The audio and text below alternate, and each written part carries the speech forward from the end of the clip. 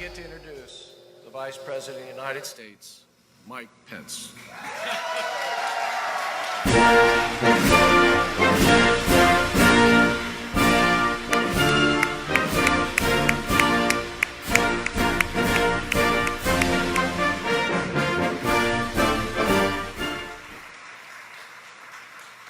Well, hello, Ohio. That might be the first time I've ever driven up on stage. And what a beautiful vehicle to do it in. The Secretary of Energy, Dan Brouillette, is doing an incredible job for the United States of America. Would you give our Secretary a big round of applause? So great that he's here. In Voltage Valley, to Mayor Arno Hill, thank you for your warm welcome, for your great local leadership. Legendary coach Jim Tressel, and above all, my seatmate, Steve Burns, and the men and women of Lordstown Motors. What a great day in the Buckeye State.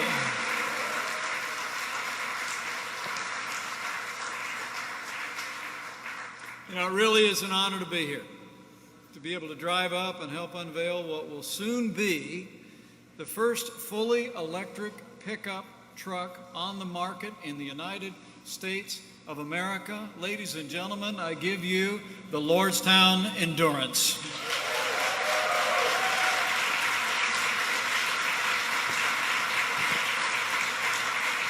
Beautiful. And I got to tell you, it's a nice ride. And I'm a truck guy.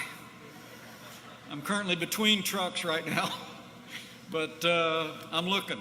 So, but this is just a great day. It's an exciting day. From a time not too long ago where we had heartbreaking news, today is a new beginning for Lordstown, and it's a new day of leadership in electric vehicles in the United States.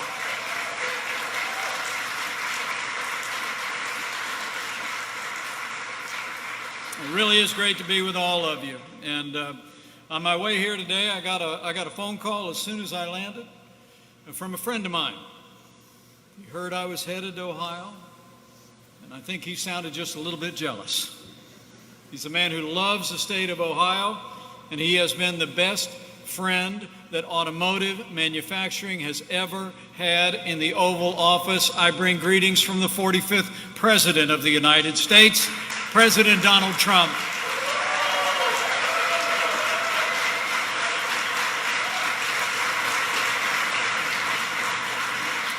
And we just love the Mahoning Valley. I mean, one of the very first campaign stops I made was at the Canfield Fair in 2016, not too far from here. We had just a few people that came out.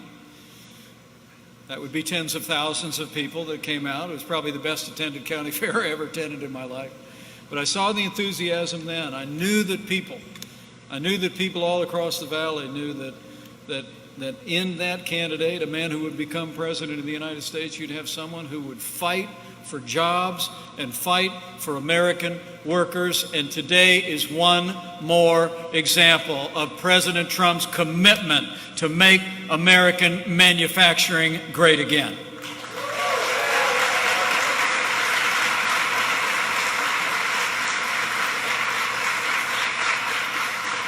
And I want to thank all the distinguished guests who are here with us today. You know, they're working with Senator Rob Portman, working with your great governor, Governor Mike DeWine, and others. This president went to work right after the people of Ohio said yes 3.5 years ago. We cut taxes across the board for working families and for small businesses. We rolled back more federal red tape than any administration in American history. We unleashed American energy and the kind of energy innovation that you're going to see in the Valley now for decades to come. We fought for free and fair trade and the values and ideals that have always made this country great. And on every single promise, President Trump delivered for the people of Ohio and the people of America.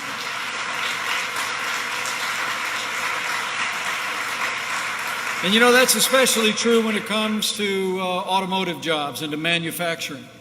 And for the first day of our administration, the president said he was going to put free and fair trade, trade deals that put American jobs and American workers first, back at the center of American policy.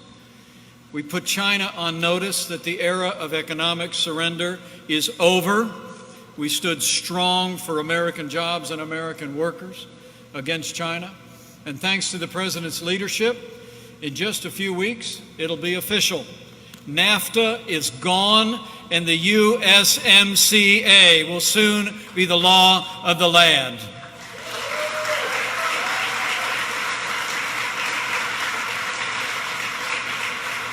And it puts American manufacturing, American workers first. I mean, if you didn't know it, under the USMCA, 75% of all automotive parts have to be made here in North America, and 40% of automotive parts must be made by workers making an average hourly wage, essentially the average hourly wage of the United States. That's how we're doing it, folks. That's how we have taken the incentive that was in NAFTA to move jobs south of the border. That's all gone. We're going to keep automotive jobs growing right here in Ohio and right here across the United States.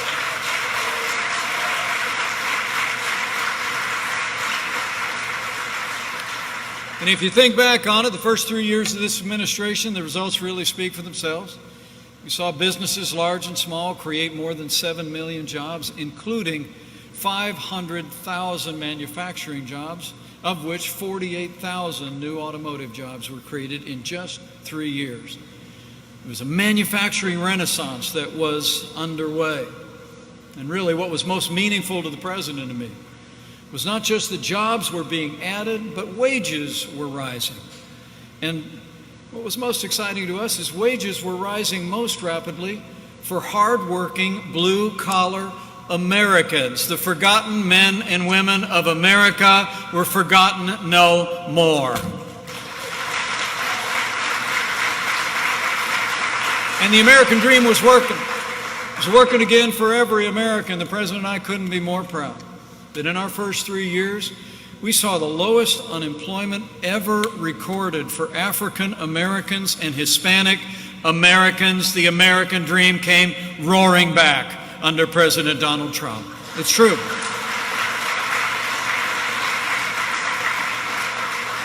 Our economy was on an incredible roll. The stock market setting records, jobs being created, wages rising.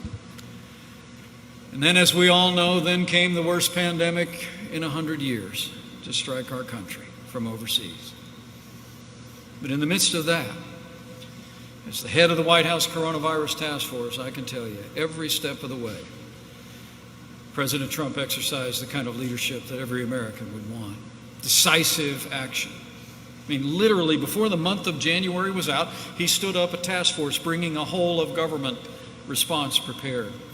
But even before, the first coronavirus case was transmitted from one American to another, this president suspended all travel from China into the United States of America. He put the health of America first.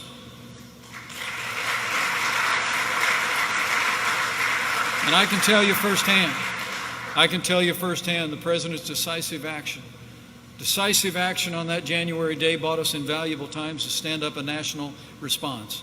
And in that time, from here in Ohio and all across the country, you saw it. The American people produced and delivered hundreds of millions of medical supplies to our incredible healthcare workers in all 50 states. In fact, can we just hear it for our doctors and our nurses and all of the incredible healthcare workers that are working right up to this moment for those struggling with this disease? God bless you all. And we reinvented testing, literally from a standing start. You know, when I was tapped to lead the Coronavirus Task Force in late February, we were using the old system of testing, where you send samples to a state lab or you send them to the CDC. I mean, we'd only done a few thousand tests by the end of February. But because the president brought together massive commercial labs in this country, challenged them to step forward and meet this moment, we're actually testing more than 500,000 Americans every single day, and we'll soon have tested 30 million Americans all across this country. We met the moment. We met the moment with American innovation.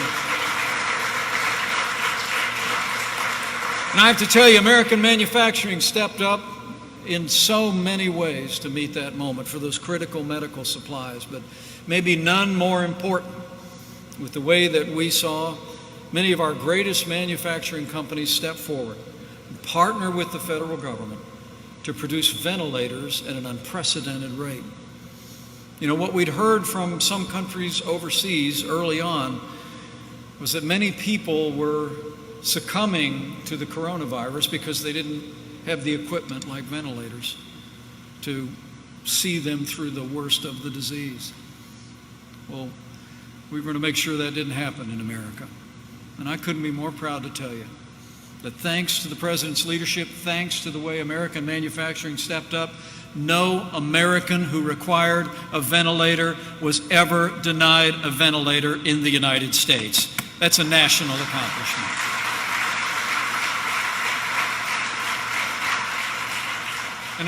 And we met this moment. We met this moment, I believe, with compassion and ingenuity. We saw the people across Ohio and across America put the health of their family and their neighbors first in those 45 days to slow the spread, and the people of Ohio have continued to practice good common sense and good hygiene in the progress that you've made.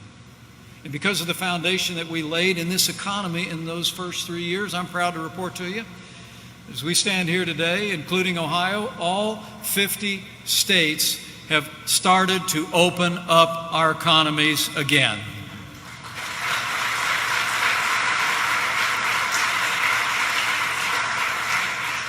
And while you see in the news over the past week or so, we have rising cases and outbreaks in several southern states, I want to assure you that our task force and our entire administration is working continuously with leaders in those states to respond. I'll be traveling to Texas and Arizona in just a few days to meet with the governors and health officials there.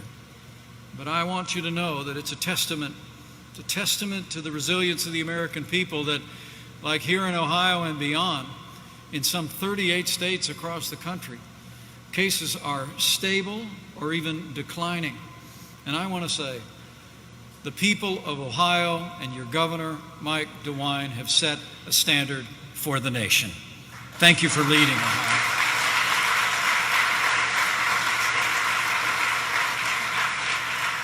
And with all the American people are doing, we're putting America back to work.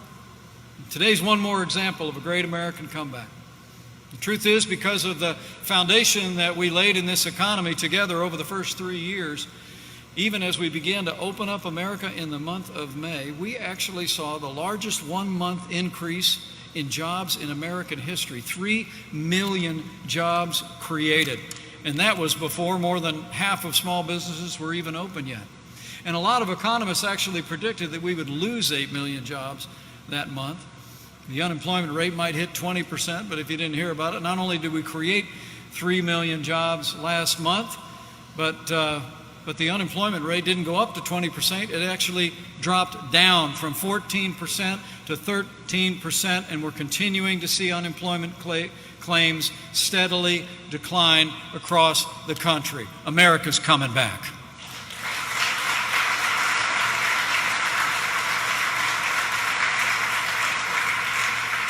And we also know the American consumer is out there rolling and getting this economy going. Retail sales soared just a few days ago by 17.7%. That was also the largest monthly increase in sales in history. So the recovery is on, which makes it even more timely and more appropriate to be here at Lordstown Motors, a part of the great American comeback.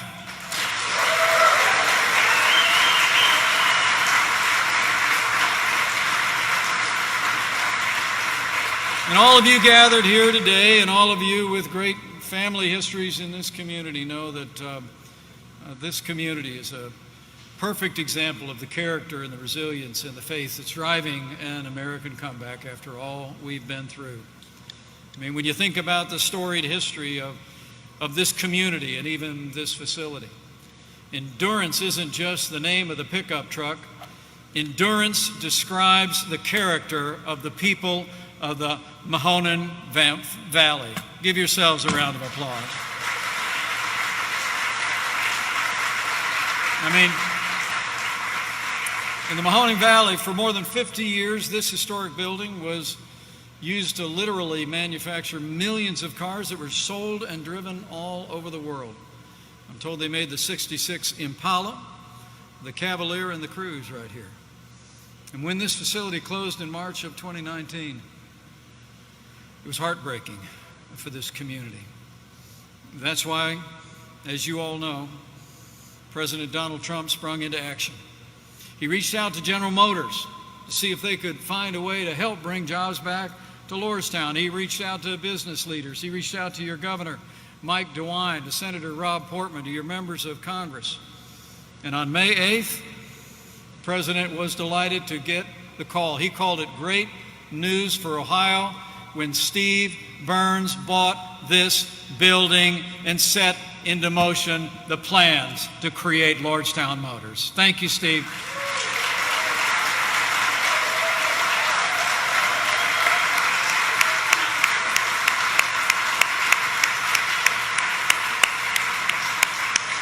Can we hear it one more time for Steve Burns? Thanks for stepping up and starting a new chapter of history here in Lordstown. And they were walking me through this place, and it's just incredibly impressive. Many of you have history working here. You see the incredible assets, but they're retooling it. They're retooling this historic facility. I met with a lot of the engineers that designed this vehicle, and I met with the team that's retooling this to manufacture these electric pickup trucks. And soon you're going to continue that Mahoning Valley tradition of world-class auto manufacturers. American workers are going to turn to American steel with American trucks made right here in Lordstown. You know, back when I was governor of the state of Indiana, I used to say out here in the heartland we do two things well. We make things and we grow things. And thanks to the resilience of this community, thanks to the innovation represented here today, once again, Lordstown's going to be back big time in the make things business, and you're going to make history right here at Lordstown Motors. I believe it with all my heart.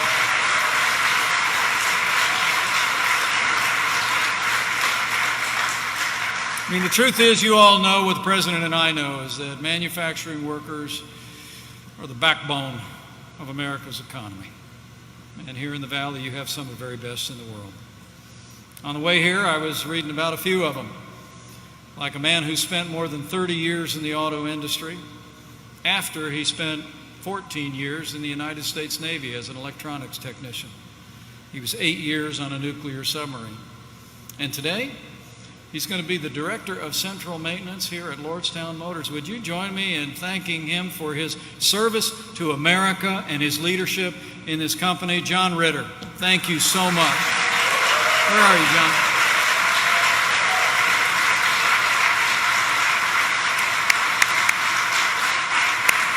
Thank you, John.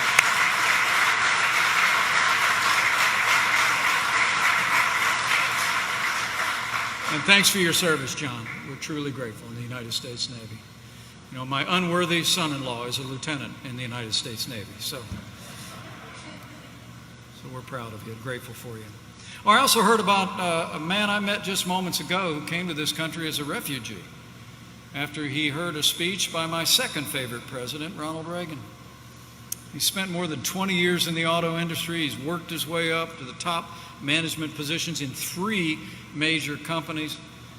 He truly loves this country. He's lived the American dream. So would you join me in congratulating John Vo for his great leadership and his extraordinary contributions to this community. Thank you, John.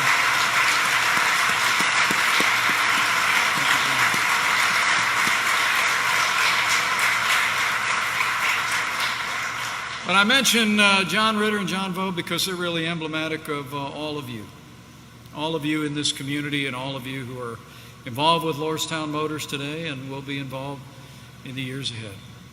The truth is, you are leading a comeback here in Lordstown. You're leading it on the basis of character and resilience, a reputation for professionalism.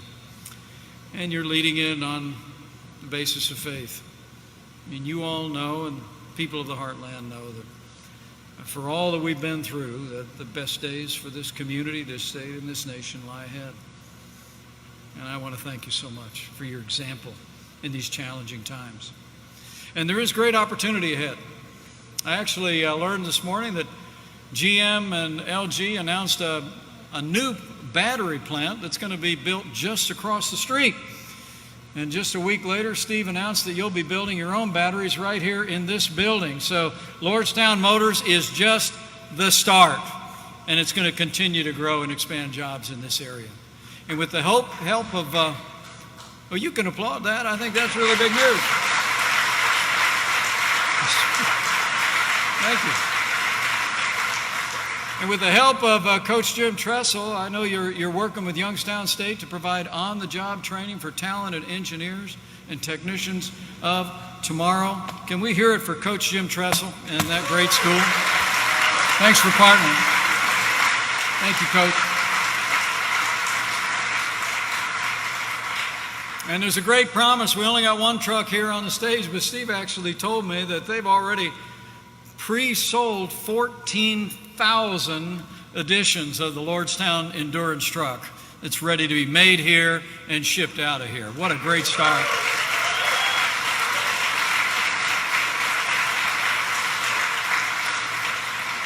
So they got a great team here doing the retooling, doing the engineering, but I know in the months ahead they're going to be ramping up production.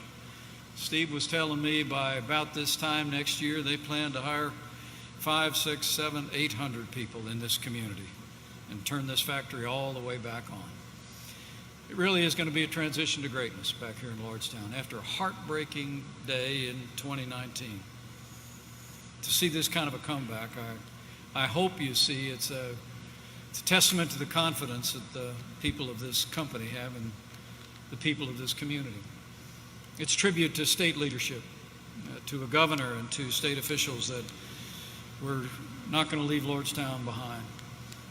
It's a tribute to a president who was not shy about letting his feelings be known about the future of Lordstown. Am I right?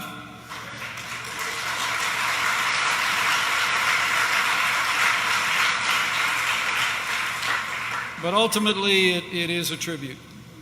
It is a tribute to a half a century of craftsmanship, a half a century of integrity, a reputation that has now drawn the investment to this community, not just this company, but the other companies and investments that have evolved. So in a very real sense, to the people of Lordstown, this day at Lordstown Motors is your day. And so I thank you for letting me share it with you. The beginning of a new chapter in the storied history of this great community and this storied facility. And I know that with your hard work in the days ahead, with the support of your great governor, Mike DeWine, with people like Senator Rob Portman, with the leadership at your state house, and with the support of President Donald Trump, and with God's help, the best days for Lordstown and Ohio and America are yet to come. Thank you very much. God bless you. God bless Ohio and God bless America.